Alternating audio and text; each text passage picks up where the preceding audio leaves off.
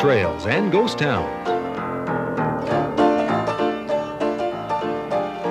Share the adventures of our early pioneers as we explore the development of the Pacific Northwest and beyond. With your host, Mike Roberts, and historian Bill Barlee.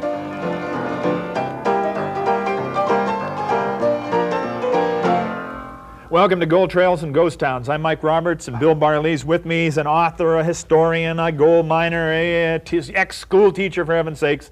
And today we're going into a part of the country at the upper end of the Similkameen Valley. Really a fascinating story out of this area. Yeah, Princeton, an area, Mike. It was called Vermilion Forks, and I kind of liked the old name. It had kind of reminiscent of the Old West. But they changed the name from Vermilion Forks to Princeton in 1860, so it's been changed for over 130 years. And they changed it because the Prince of Wales visited Canada. But, you know, it's steeped in history, and I call it a four-cornered town, Mike. And I'll tell you why I call it a four-cornered town, because from the four cardinal directions of the compass, you have different attractions. In the west of Princeton, in the early days, you had Granite City, which was once the fourth largest town in British Columbia, which is very surprising, 1885, more than a century ago. Platinum and gold in that area, very, very fascinating. In the north, you have that Highland Valley in the Nicola country, and that's the gold and silver properties there. Mm-hmm. In the east, you had Hedley, which at one time was the greatest gold mine in Canada. And then in the south, you had even, I think, a greater mine, and that's the old Copper Mountain mine and gold on the placer gold, specifically on the Similkameen River. With all of those attractions, pretty well guarantee a lot of attention to a place that was at the confluence of a couple of rivers, and you always feel that when two rivers join an area like this, it's going to set itself up as a permanent town. Yeah, and the old trails and the old routes tend to go through those areas. For instance, the Brigade Trail came through this country, and then it was followed in the 1860s by the famous Dewdney Trail, which went east and west. And then, of course, the railroad came in. And now it's the Hope-Princeton Highway. So Princeton's been there a long time. We'll be there a long time in the future. Okay, we'll take a look at Princeton today as we talk about actually the surrounding area and get some great shots of Princeton 100 years ago right after these words.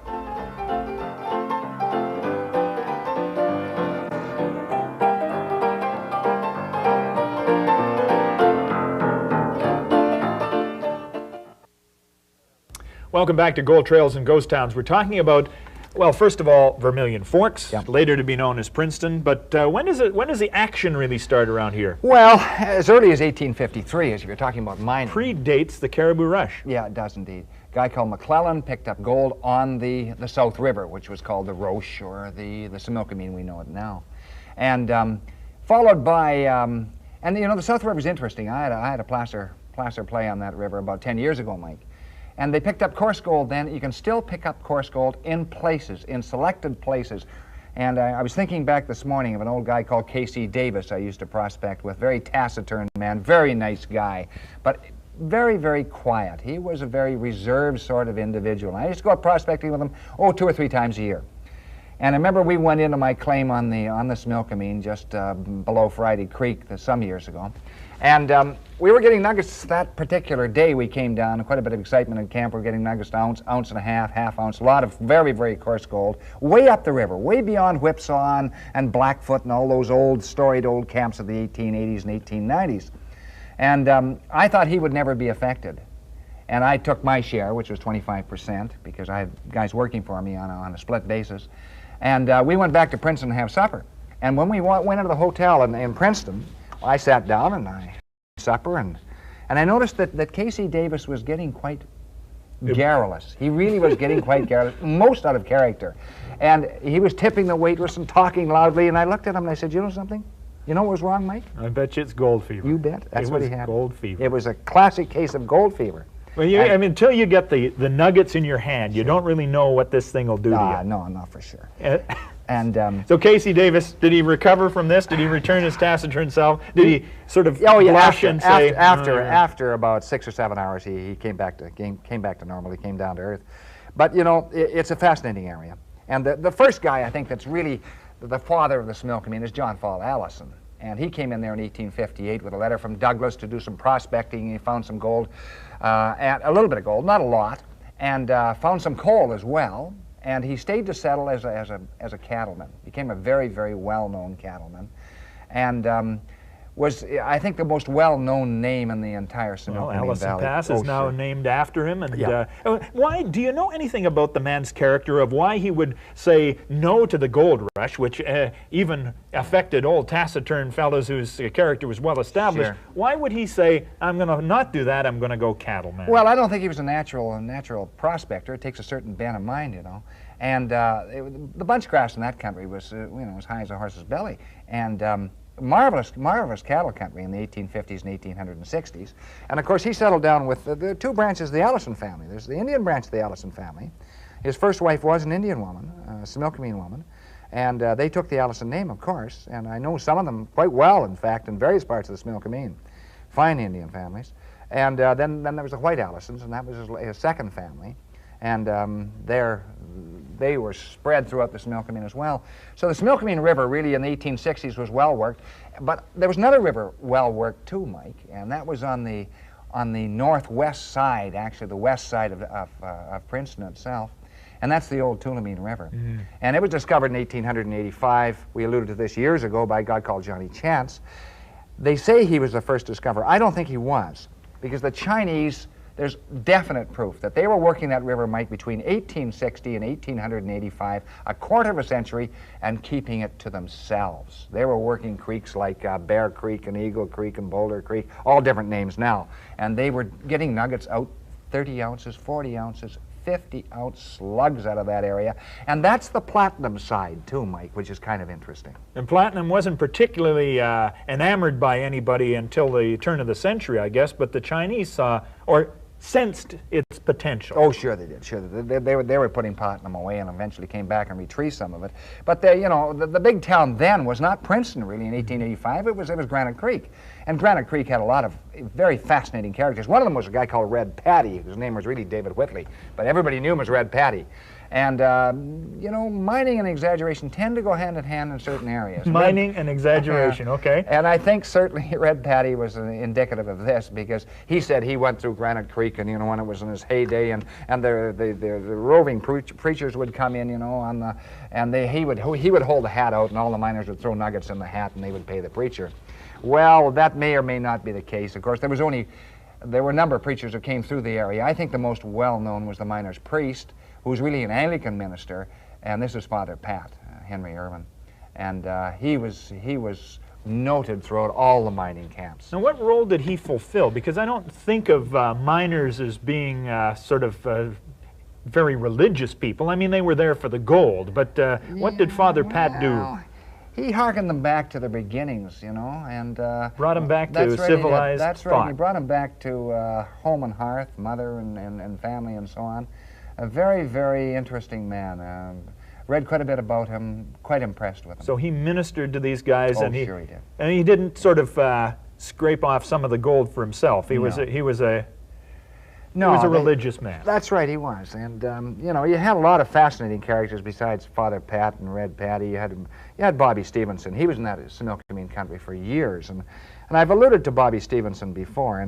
And interesting man, high flyer, great exaggerator. Whenever he did something, he always did it first and did it best.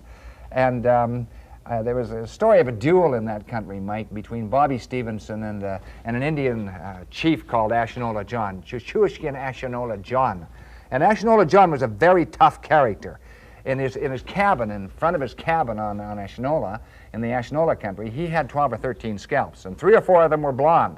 So they were white scalps, and he was not above taking a scalp from a white man or an Indian.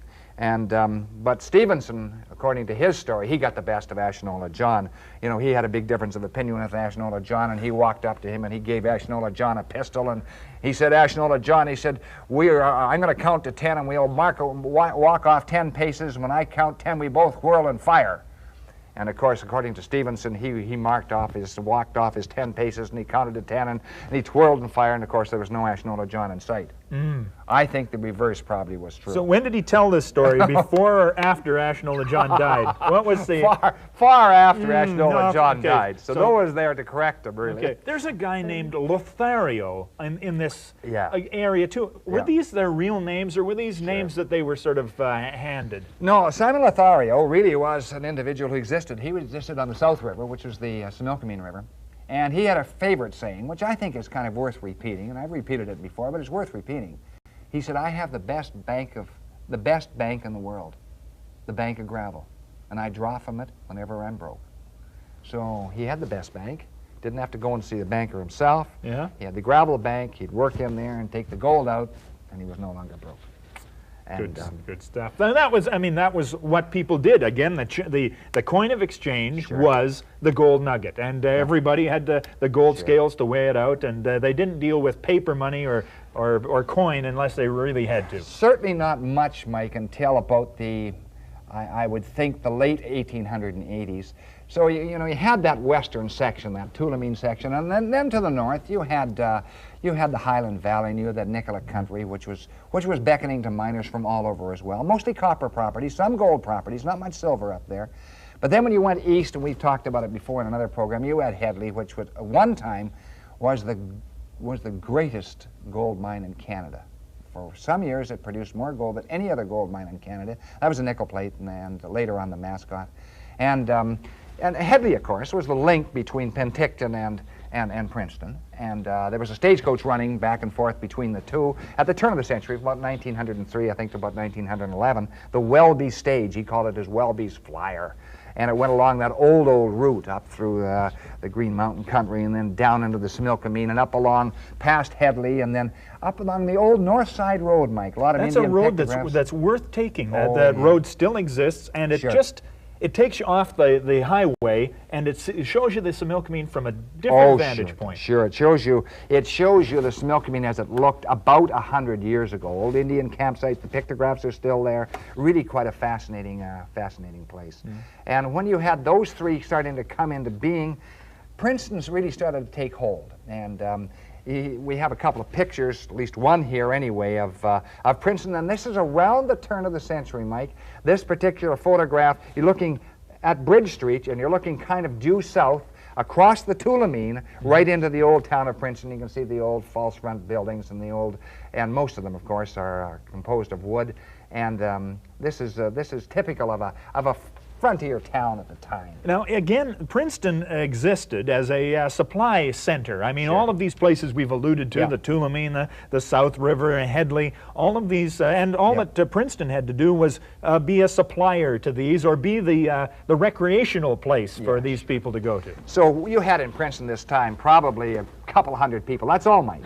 But in the hills surrounding, you would have hundreds and hundreds of miners and prospectors. Guys who had their own little show, own little placer mine, or own little lode mine, and other individuals who were prospecting for, in some cases, diamonds. They believed there were diamonds in the Similkameen for a while. They're placer prospecting for platinum and gold, or they're prospecting for copper, silver, and lode gold. Now, this photograph here shows people at the foot of one of the streets in Princeton panning for gold. I guess if your stake ran out, you could zip down there and maybe a pennyweight or two? Yes, you actually could. You could go down and pan your supper at the end of the main street, right on Bridge Street, right where the Tulameen comes through town, and still does today, and you could actually pick up gold and platinum down there, Mike.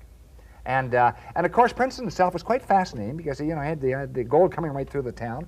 And at one end of the town, which is now covered, unfortunately, was the old Vermilion Cave. And this was the refuge for guys on the run in the early years, not when Princeton became well established. Yeah. And then they stored stuff in there, and it was a place of shelter and so on. It's right in behind the bus depot in Princeton now. Yeah. And as you say, there's a concrete wall in front of it, and you'd never know it was there. And the interesting thing, Mike, if you look at that sandstone, those cliffs there, you can go right up top and you see some gravel. Now, I don't advise people to do this because you fall off there, you can kill yourself. But actually, there's gold in that gravel right up on top. So there was an old run coming over the top. And a guy called Pomp Heap, an old friend of mine who just passed away. Pomp Heap? Yeah, he got the name Pompadour, it really was originally. Oh, the hairstyle? Yeah, that's right, yeah. Because he was a professional hockey player in one of the American leagues. And he came in and was administrator, I believe, at the hospital there. And in his spare time, he'd go down in the basement and pan for gold. In the basement? Sure. Of what? Of the old hospital in Princeton. Sure. Not bad, you know, if you had a little time between administration duties. Take visitors in there, too. A couple of pennyweight of gold. Sure. Pomp Heap. Yeah. What a great story that is. But I think so we've looked at the west, we've looked at the north, we've looked at the east. Now you look at the south. And you look at the south and you have that Similkameen River, and you had one of the greatest lode copper properties in the province. You Not much suggest doubt it about was even better than Headley? Can you really make a justification for that? Much more value came out of Copper Mountain. Now, Copper Mountain, when we touched on volcanic brown some years ago, he discovered that. Well, he didn't discover it, the Jamesons discovered, but he came in there and staked it in 1898, along with a guy called Emil Voigt. And volcanic brown sells out immediately for about $40,000 and blows the money high, wide, and handsome. But when he put down a shaft on that, he went straight down the most valuable part of the mountain. But it didn't really come into its own for a long time, Mike. So Copper Mountain kind of carried on, hits and misses, and they thought it was going to be a world beater, but it wasn't until about the 1920s, after the railroad came in. The railroad came in about 1911, you know. And so after the railroad came in, then Copper Mountain starts to come into its own. And by that time, of course, there were a number of other properties in Princeton. There were coal properties. Now, Allison had discovered coal on the Similkameen River and the Tulameen River in about 1858. And so by the turn of the century, a lot of the locals, Mike, were burning coal in their own stoves. They're just chipping it out of the Sure they were. out of the ground for their own uses. Taking it right out of the seam. And so they had a lot of interesting collieries in the area. Well, Blakeburn comes Yeah. from not far away from here, doesn't it? And Yeah, Blakeburn was probably, it was the greatest, but there were others too. There was the Red Triangle, there was the Blue Flame, there was the Pleasant Valley, there was Vermilion Forks Mine. All these were collieries. Vermilion Forks, for instance, and they had trouble with them, as usual. Not just Blakeburn had trouble with fire, they had trouble with fire in the coal in Princeton. And as late as 1928, you could go into Princeton, and you could see the flames on the horizon, fairly close by, actually, from the Vermilion Forks mine, where the underground fires, which have been burning for years, broke through to the surface. so fires would begin in these coal seams and they just stay smoldering Oh, for, yeah. for Oh, years? Yeah. Oh, yeah, for years, literally for years. And so you have a really quite a fascinating history. And As soon as you get collieries in, too, you get big sort of industrial structures. You get more men you to do. operate in there, Sure and you so that must have been one of the mechanisms for driving the growth of Princeton, too. Oh yeah, there were hundreds and hundreds of workers, not just in Blakeburn, but in Princeton itself. And some of these collieries were quite big at the time. You know, the thing about Princeton, when I go there to this day, just to the south of it, there are those level banks just to the south, and Yeah. they look like, I don't know, tailings piles there, and stuff. yeah. And that makes up sort of the geography of Princeton today. Is that from Copper Mountain? Where's Well, that from? That's from Allenby, yeah, essentially. And what Allenby, you see, is related to Copper Mountain, and that's where a lot of the ore was processed and so on. So that tailings pile, which is a mountain of tailings, came down from Copper Mountain originally, and came down on the old cliffside railroad at one time, which later became a kind of a cliffside road, went down into Allenby, and that's where the concentrator was. Allenby operated for years and years and years. In fact, Mike, it's very interesting. This mine essentially started in about 1898, and Copper Mountain is still active in the 1990s. It's now called Similco. It's Cassiar Mining Company Yeah. owns it or something? Yeah. And so they're still processing gold and copper and all sorts of other things out of that area. Getting a fair amount of gold out of that copper property as well. But you know, I have a lot of good memories about this area, Mike. I could think of one when I think about the area, and one of my favorite stories, I guess, is about an old lady who just passed away about 2.5 years ago. Her name was Mrs. Sutheran. And I was doing some work in that area in about 1968, I think it was, Mike. So that's, a few years ago.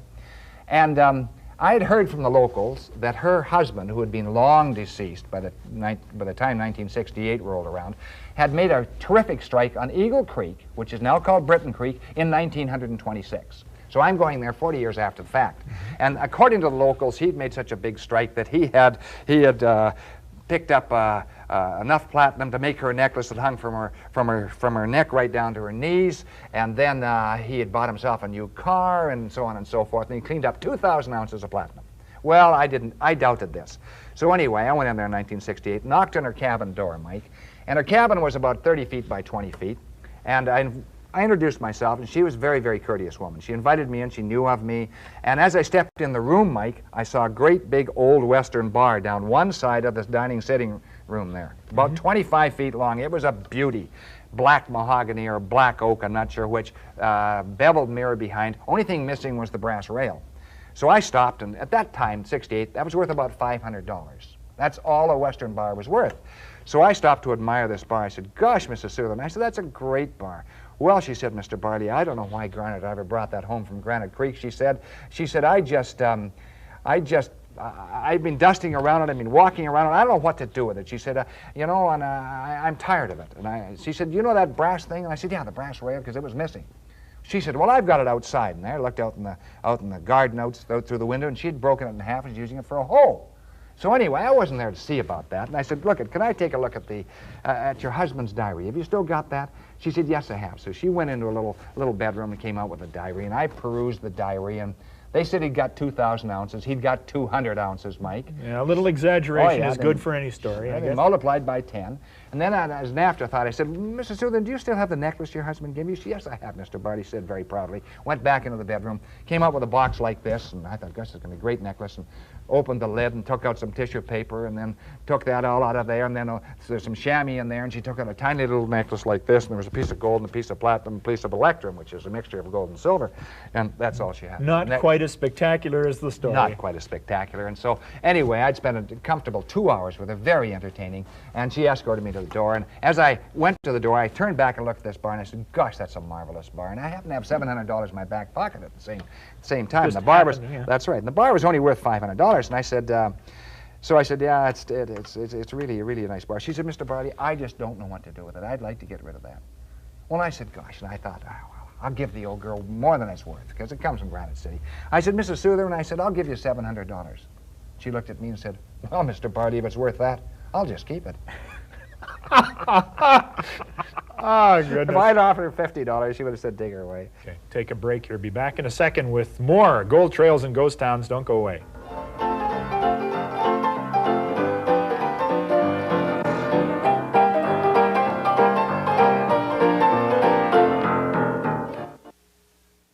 Welcome back to Gold Trails and Ghost Towns. Got a little gold in my pan here. It's not a legitimate gold pan. Some of it's got a little quartz in it. This comes from the Tulameen River. Yeah, about $1,200, $1,300 worth there, I think, Mike, and that's from the Tulameen, and the quartz means that hasn't traveled too far. When you get a number of pieces with quartz seeded into it, you know that the string of the quartz stringer is fairly close by, probably within a mile or two. If I were to just be your recreational gold panner and head down to the Tulameen, would I get into trouble? You might on certain claims if they're actively working it. They don't appreciate people who are trespassers. If you carry a free miner certificate, you're allowed access, that's all.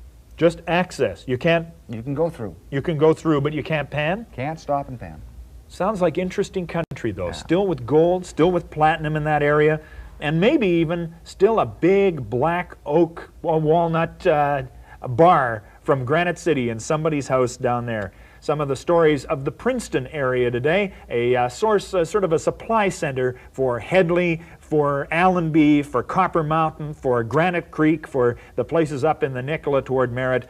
Our Gold Trail and Ghost Town travel for today. Thanks for being with us. Back again next time. We'll see you then.